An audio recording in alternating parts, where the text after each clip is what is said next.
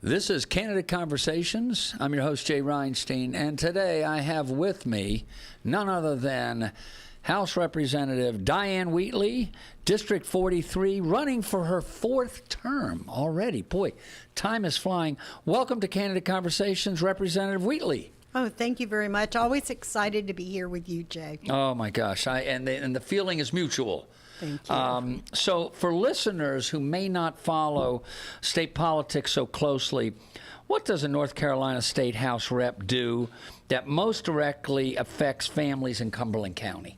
Well, the biggest thing is the budget here for our local schools and colleges, and also monies that come down through for highways and getting those things budgeted that are quality of life issues here.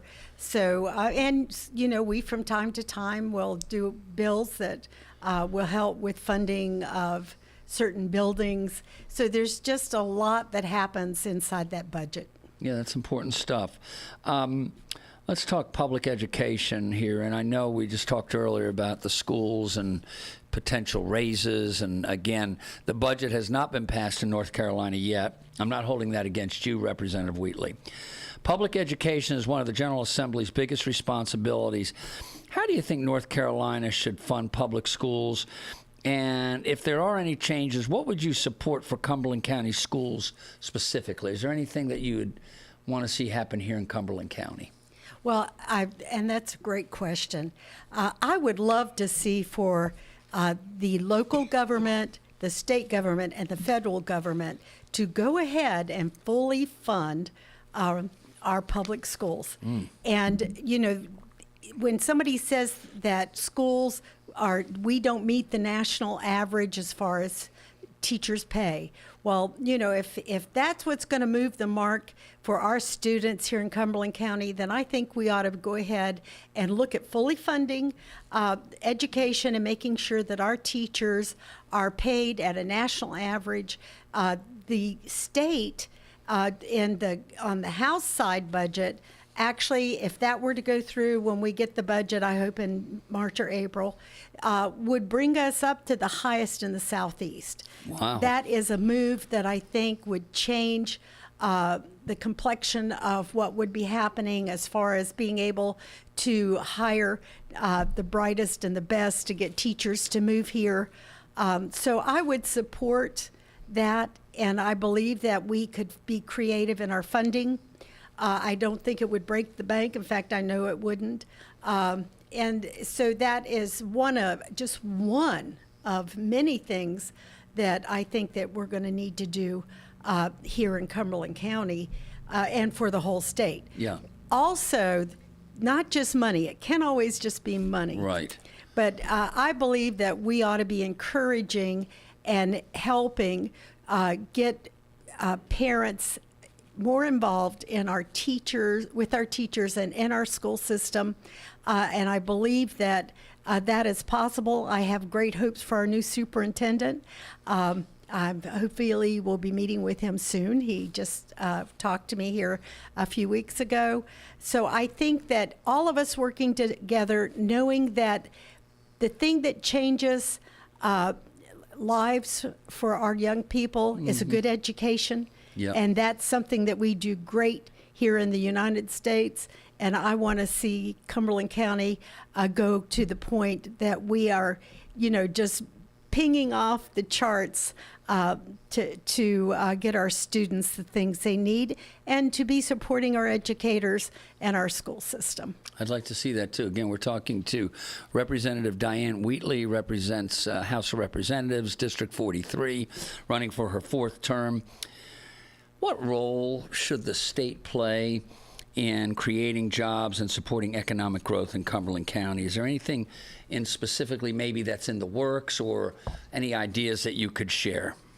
Well, one of the things, again, is providing incentive packages, not only to the larger communities, but you know, which you get the Mecklenburgs, you get Wake, you get the larger counties, and you see that a lot of emphasis is put on supporting Yep. their economic development. And I Yep. think that for us, we need to be out there, which as over my tenure in the state, we've brought home over $600 million. I remember. And they have 500 when our delegation that ended up not coming back, Yeah. and then another 123 million to add to that the next year. And Tom McGinnis was there at that point in time. So our delegation worked very hard to advocate for our community. And Cumberland County needs to have strong advocates that understand how to get in to the offices and the doors of leadership and Yeah. let them know just what we expect to come here and to Cumberland County. We're not the redheaded stepchildren of the state of North Carolina. We are a large county with, and we're a tier 1. We want to move out of that tier 1 spot. We want to move good paying jobs into this area. We want to be, and the state can partner with our economic development programs here and work with them. Not only you have times that you need to have land.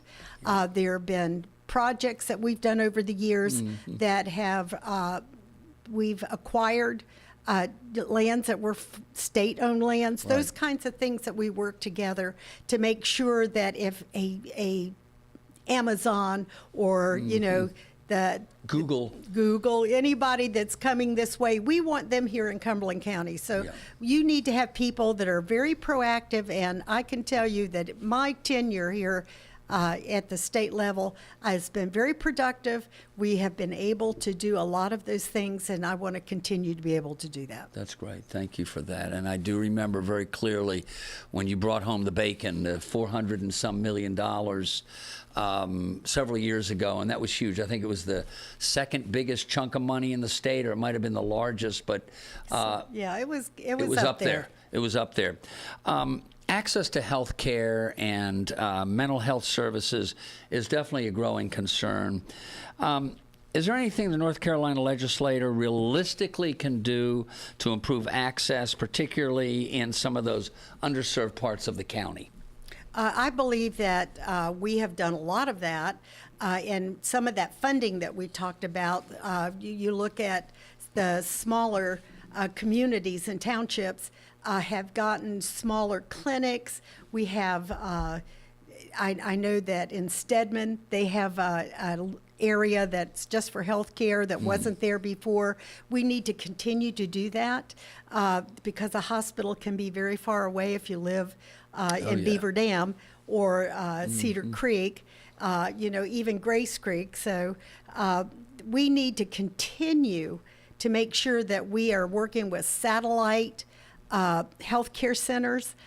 With mental health, I did just get appointed to a select committee for involuntary commitment and also public safety.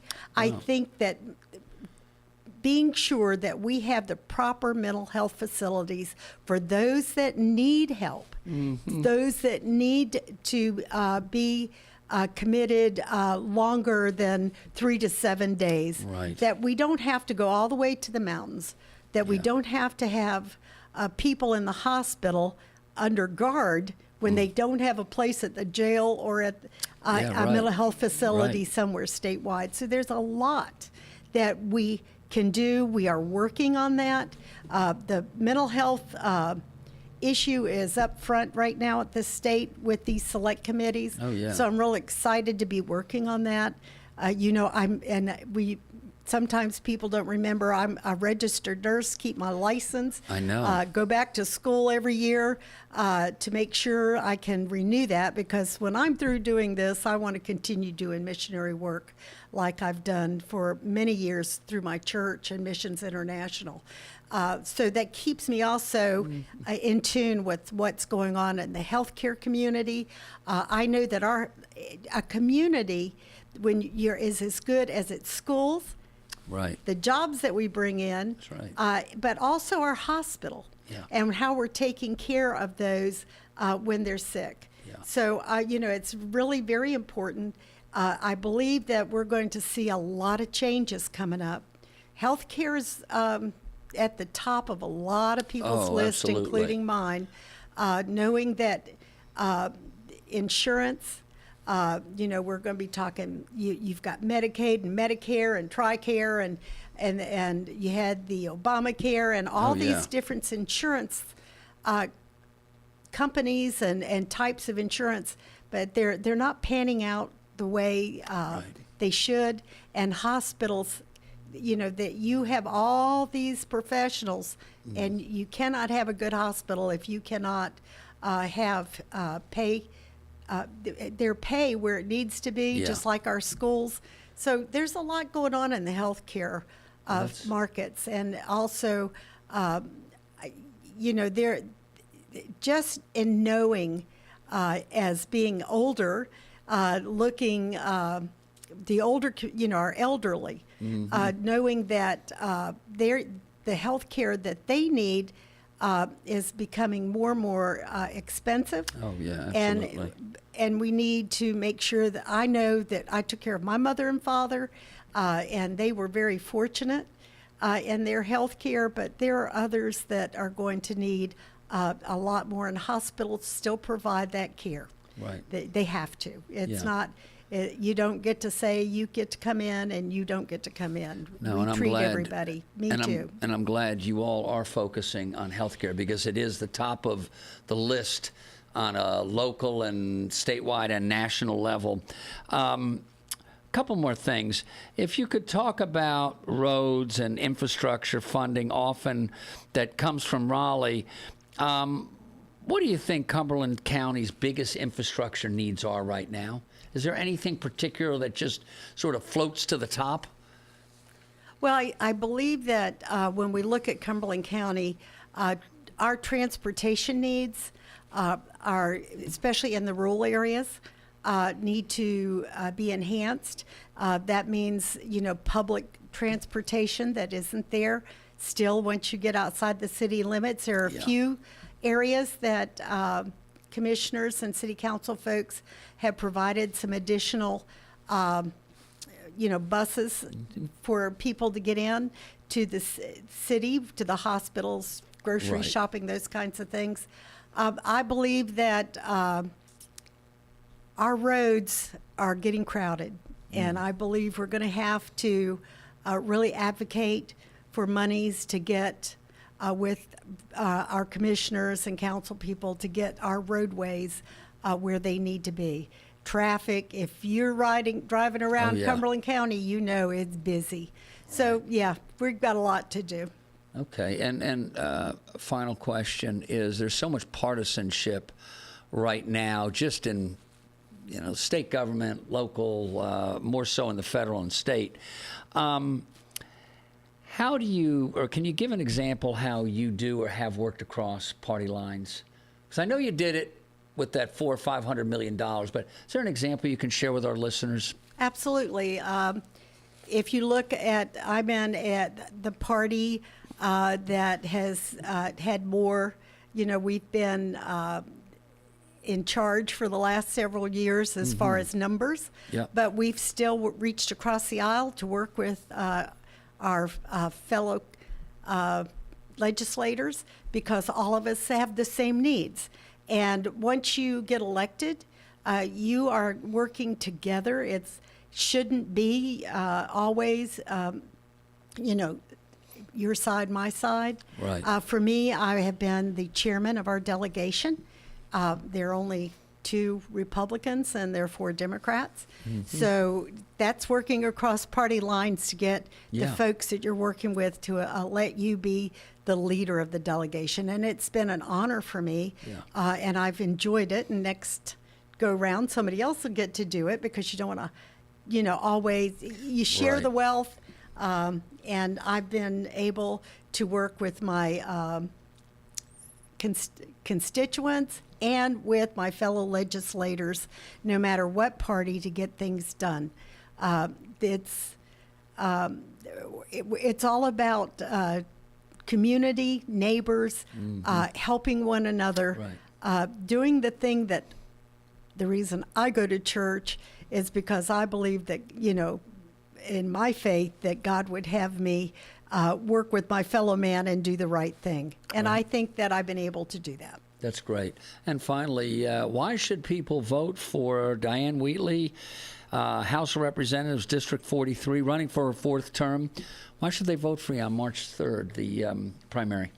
Well, I think that Republican primary. Republican primary. I think that I am the candidate with the experience, the know-how, to get out there and do the work. I don't miss meetings. I speak up. I'm not shy, as everybody You that are knows not. me. And I believe that I have shown the community that I have represented them well over this last 3 terms. And there's still a lot to do. And I have learned how to not only get bills to the floor, I've learned how to get them passed. Yeah. And I've carried legislation from this community to Raleigh and seen those through. Will continue to do that. And I'm going to continue to bring every tax dollar that we here in Cumberland County send to the state of North Carolina back home to where it does the most good. And I think I have the leadership and now the expertise to be able to do that. Great. Well, thank you so much again, Representative Diane Wheatley. Thank you for joining me today. Always, Jay. Thank you. It's always fun to be here with you. Great. And you've been listening to Candidate Conversations on the WIDU Radio Network. Until next time, have a great day.